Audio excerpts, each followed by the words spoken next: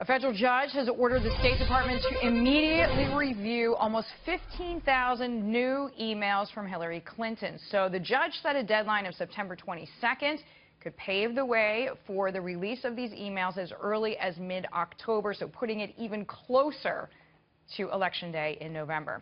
Hillary Clinton says there's nothing interesting content-wise. A little bit about yoga. Here's her comment.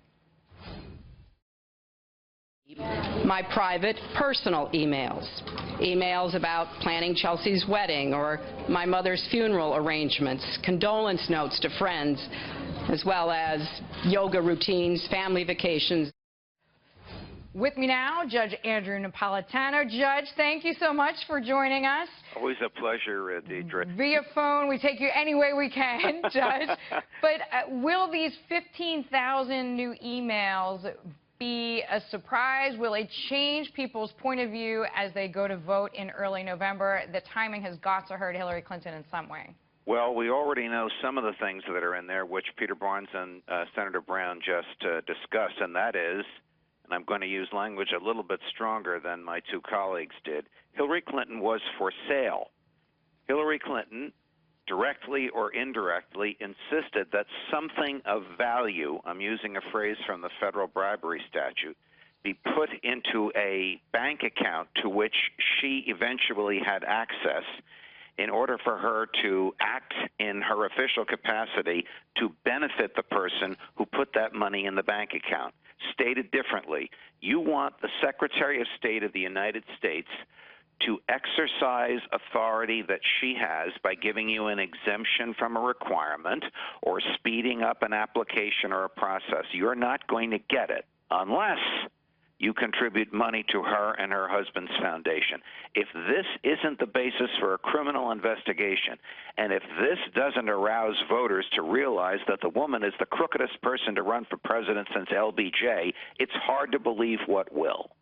Judge, you rightly referenced, of course, Peter Barnes' excellent work in bringing us those statistics, the AP giving us the exact number of people who met with, had phone conversations with Hillary Clinton, who ended up giving very specific sums of money. You said she is for sale, or at least put the U.S. government as part of a for sale sign. But this newly released email shows also that Clinton's top aide, Huma Abedin, left classified material in the front seat of her car. So this one email read, "There's a bunch of burned stuff in the pocket of my front seat. Can you put it in the trunk?" And of course, burned stuff refers to classified or sensitive materials that the State Department incinerates. So is it fair, though, that Hillary Clinton, on top of all else, is apparently going to blame her subordinates? Well, that type of blame will not wash with federal prosecutors, and it probably won't wash with the voters, because we know that in a tight-knit organization like the circle that surrounds the Secretary of State, there are only 7 people in that inner circle, of which Huma Abedin was one. The attitudes and impressions of dealing with material that is confidential, secret, or top secret is set by the top.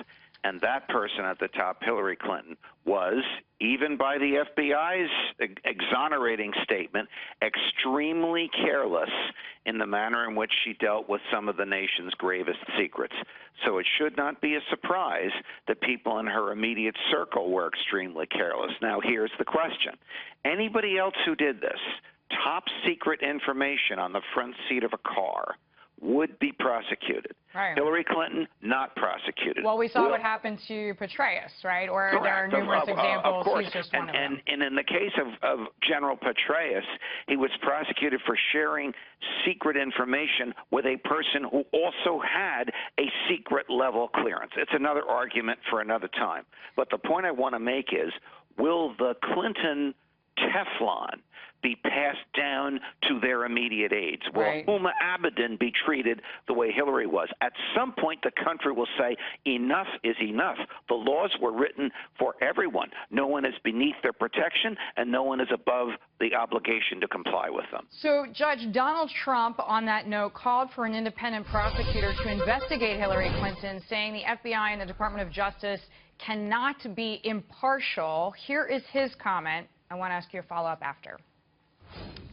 The amounts involved, the favors done, and the significant number of times it was done require an expedited investigation by a special prosecutor immediately.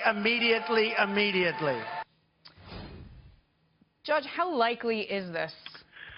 Well, let me say first that I could not agree more with what he's saying, because the Justice Department has shown that it'll go through all kinds of shenanigans to avoid doing the right thing, even the so-called accidental meeting on a tarmac in Phoenix, Arizona, in order to take the Attorney General out. How likely is it? Probably very, very slim. We do not have a special prosecutor statute anymore. When we had that statute, an aggrieved person, Donald Trump or somebody who felt they were shaken down for a contribution, could go to a judge and ask the judge to appoint a special prosecutor. That statute doesn't exist anymore.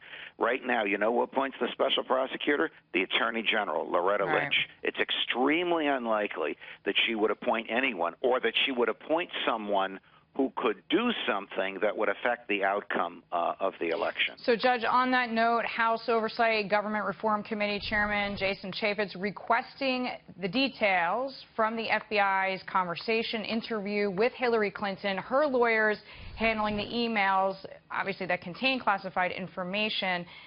Is there any breach? Will we learn anything from that?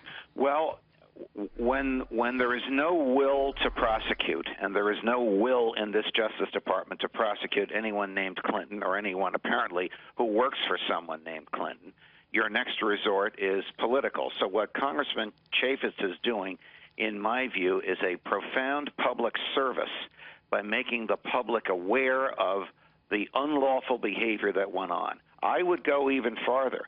I would recommend to Congressman Chaffetz that he subpoena the lawyers who helped hide these emails. But aren't they protected, Judge? Well, he can give them immunity so that they can't be prosecuted. Remember, immunity can be given against the will of the witness. The public has the right to know if Hillary Clinton was for sale. There's a prima facie case. There's enough information in the public arena in the past 48 hours from which you could make that argument. If there's more information out there and the Justice Department won't find it, then Congress should.